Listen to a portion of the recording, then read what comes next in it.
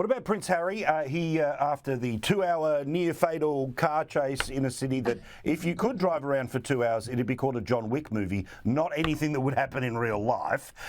He has lost his bid to get the British taxpayer to pay for his security when he turns up in the UK. Finally, a little bit of just desserts for this bloke. What do you think? Have you ever seen anyone with more entitlement than these two?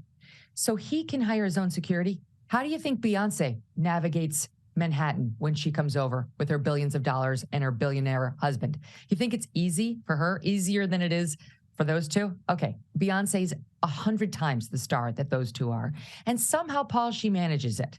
She hires her own security. And that's what Harry and Meghan should do in the UK, the US, and wherever the heck else they want to go. But no, he feels entitled to have it exactly the way it was when he was a royal. I want to be able to pay the police force, the actual police force, because what, you can't find an armed bodyguard? You can't find a good bodyguard to protect you? Bull.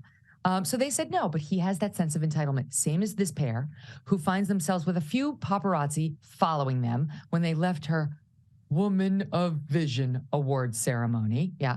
And not only did they make up a fake car chase that never happened and say it was near catastrophic, which is, what is that? What does that mean? It means nothing happened. Catastrophic's one thing. Near catastrophic is, I got scared when a guy in a Vespa went by. It's another lie. And the cops have dumped on it, and the taxi driver has dumped on it. Everybody's dumped on it and said it wasn't true. But then they turn around and demanded to have the photographs that the paparazzi took of them. Well, sorry, champ, but that's not the way it works in this country. That's the property of the photographers, who, whether you like them or not, work very hard for what they do, and they have no obligation. They sent a lawyer letter to the photographers saying, turn them over. There's no obligation to do that. It's their sense of entitlement, and it's dripping, oozing out of their pores. What they needed to do was walk out of this event, smile, wave, stand, pose, let the paparazzi do their thing. Let them get the photo. You're all dressed up. You look great.